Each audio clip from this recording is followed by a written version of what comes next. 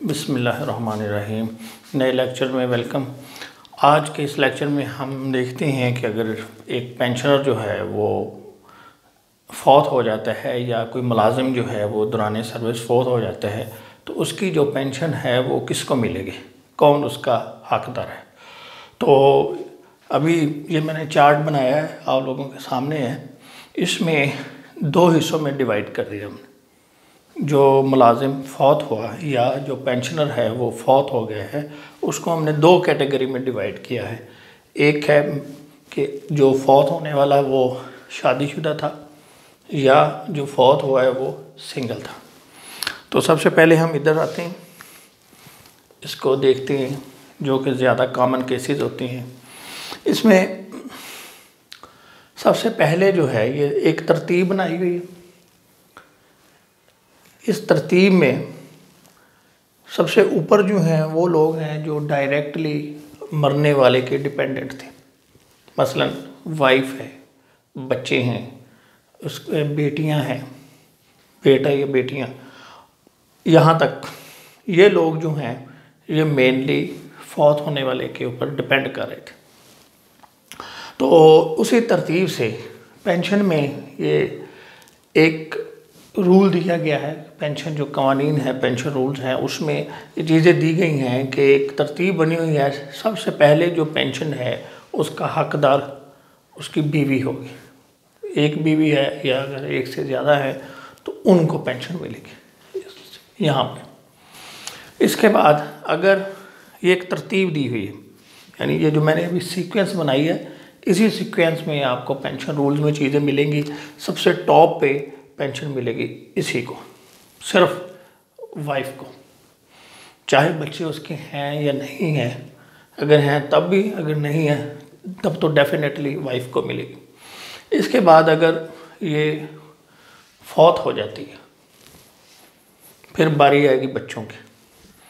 तो बच्चे जो हैं वो, उसमें रूल है कि वो उनकी उम्र जो है वो 21 साल से कम होनी चाहिए।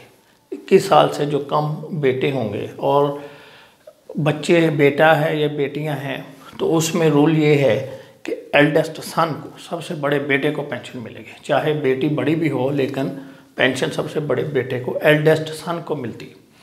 तो सन्स में सन या सन, इसमें दो कैटेगरी मैंने बनाई हुई है। एक तो नॉर्मल कि जो बच्चे नॉर्मल हैं, सेहतमंद हैं, और एक दूसरी कैटेगरी है डिसेबल, माजूर है। कोई बच्चा जो है अगर माजूर है तो उसको जो है ना, यानी दोनों एलिजिबल है। जिसकी उम्र 21 साल से कम होगी वो भी उसको पेंशन मिलेगी, और अगर वो माजूर है तो उसमें 21 साल की शर्त नहीं है, यानी उसकी उम्र चाहे 21 साल से ज़्यादा भी हो तब भी उसको पेंशन मिलेगी। अगर ये सारे 21 साल का कोई माजूर बेटा नहीं है और जो दूसरे बेटे हैं वो 21 साल की उम्र तक पहुंच जाते हैं तो फिर इनको पेंशन बंद हो जाएगी। फिर बेटियों की बारी आएगी। अब बेटियों को भी 3 कैटेगरी में डिवाइड किया है, अनमैरिड, डाइवोर्स्ड, विडोड, यानी गैर शादीशुदा बेटियां, तलाक याफ्ता और बेवा बेटियां। तो इनमें शर्त ये है कि वो अनमैरिड में मतलब कि कुंवारी हो, डाइवोर्स और विडोड में कोई शर्त नहीं है। जो भी डाइवोर्स बेटी है उनको पेंशन मिलेगी। लेकिन सबसे पहले बीवी को, बीवी अगर फौत हो जाती है फिर बेटों को, इसके बाद बारी आएगी बेटियों की। अब अगर इनमें से तमाम बेटियों की शादी हो जाती,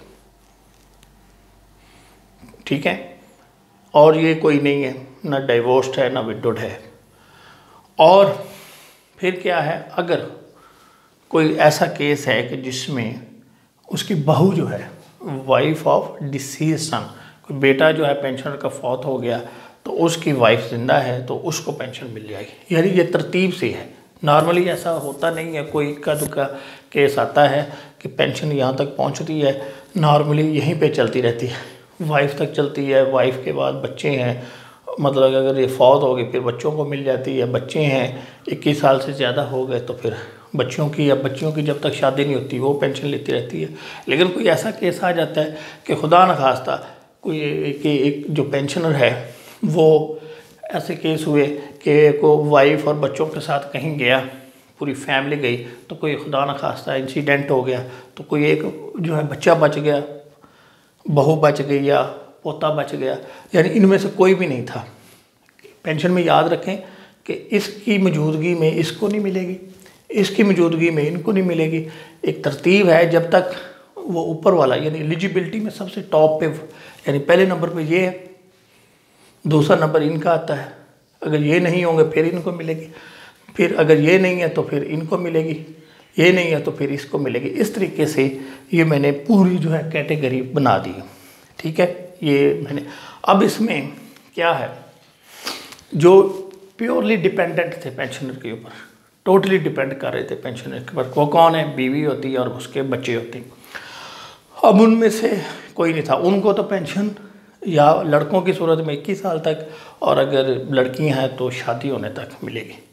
जबकि ये जो केसेस है इसके बाद जब ये टोटली इस पर डिपेंड नहीं कर रहे, ये तो देखें ना, ये उसकी अपनी नस्ल है, अपने बच्चे हैं, ये जो टोटली उस पर डिपेंड करते हैं। अब उसके बच्चों की आगे औलाद हो गई, तो उस केसेस में क्या होगा कि पेंशन तो इनको मिलेगी, लेकिन ये चीज़ उनको इब्तदाई 10 साल या 10 सालों का बकाया हिस्सा है। इससे क्या मुराद है, इब्तदाई 10 साल या 10 सालों का बकाया हिस्सा, इसमें यह है कि जैसे पेंशनर फौत हो गया है, देखें ये गवर्नमेंट ने एक प्रिविलेज दिया है किसको, उसकी औलाद की औलाद को।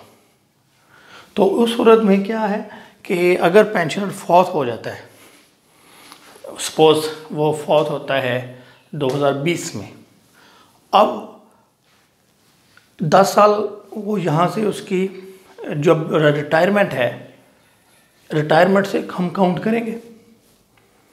और ये कोई भी नहीं है, ना उसकी वाइफ थी, फौत हो गई, बच्चा उसका कोई था नहीं, बेटा था, बेटा फौत हो गया, उसकी आगे औलाद है, यानी वाइफ फौत होगी, बेटियां सारी शादीशुदा हैं, बेटा जो है वो एक था वो फौत हो गया, उसके आगे ये बच्ची हैं, ये केस है।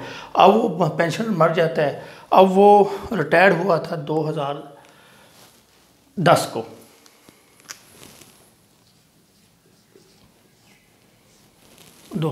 को, फौत हुआ, तो अब जब 2000 तो हम इससे 10 साल काउंट करेंगे, 10 ईयर्स, तो यानी 2020 तक बनता है।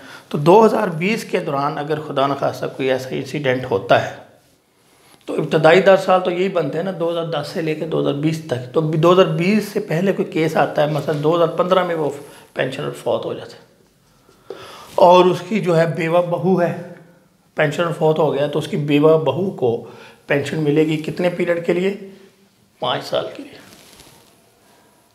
इब्तदाई 10 साल, इससे ये मुराद है, इब्तदाई 10 साल या 10 सालों का बकाया हिस्सा।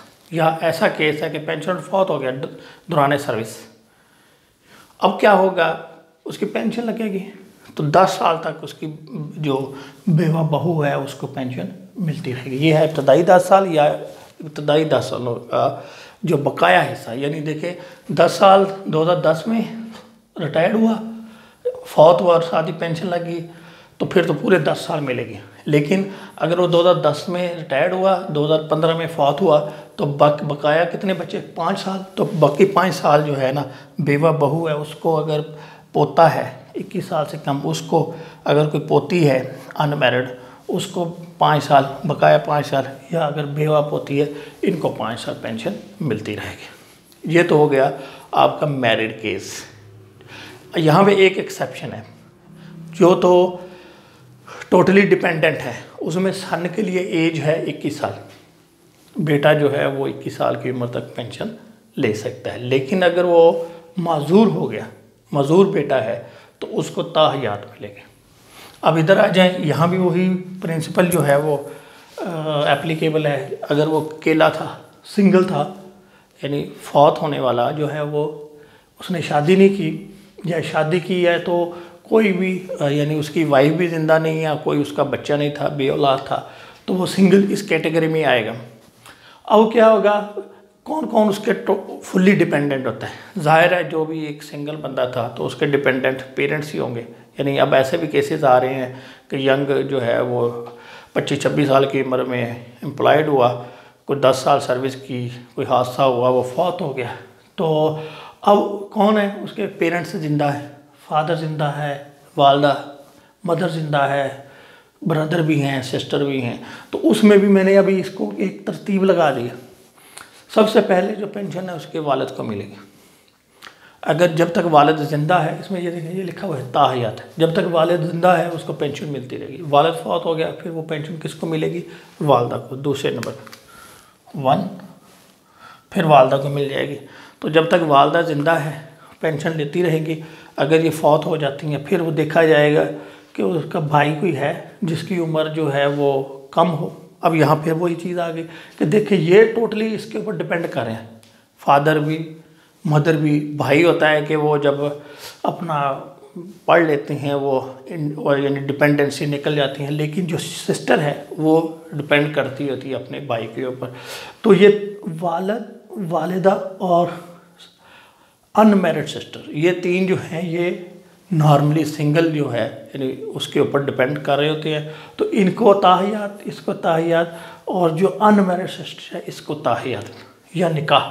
इसमें एक शर्त है, ताहियात या निकाह, जब तक उसकी शादी नहीं होती तो वो पेंशन उसको मिलती रहेगी। अगर वो शादी नहीं करती तो फिर उसको ताहियात पेंशन मिलती रहेगी। ब्रदर में और विडो सिस्टर में, इसमें वही जो रूल आपने पीछे देखा मैरिड में, इधर वो ही एप्लीकेबल होगा। इब्तदाई 10 साल या 10 सालों का बकाया हिस्सा है। उम्मीद है आपको ये समझ आ गई होगी। यानी इसमें किसी को बाईपास नहीं किया जा सकता, यानी ऐसा नहीं हो सकता कि वाइफ ज़िंदा है तो बेटों को पेंशन मिल जाए, ठीक है, या एल्डर सन है तो डॉटर को मिल जाए। इस मतलब एक तरतीब से पहले इसको एलिजिबिलिटी के हिसाब से first preference, second, third, fourth, इस तरह 5th, 6th, 7th इस प्रेफरेंस से। इसी तरह सिंगल की सूरत में भी first father, second mother, third brother, below 21, ये याद रखें। लड़कों की सूरत में ये 21 साल एज है, सन है या ब्रदर है 21 साल 21 ईयर्स। तो 21 साल से कम भाई है उसको मिलेगी, लेकिन उसमें क्या होगा 10 साल से कम। इसी तरह अनमैरिड सिस्टर है, इसको ताहियात या निकाह, जो इसमें निकाह हो जाएगा तो पेंशन बंद हो जाएगी। इसी तरह विडो सिस्टर है, इसमें भी ये इब्तदाई 10 साल का, यानी जो फुली डिपेंडेंट हैं उन पर एज या निकाह वाला वो एप्लीकेबल होगा, और जो फुली डिपेंडेंट नहीं है उनके ऊपर इब्तदाई 10 साल या 10 साल का बकाया हिस्सा जो है वो लगेगा। उम्मीद है आपको समझ आ गई। Thank you very much.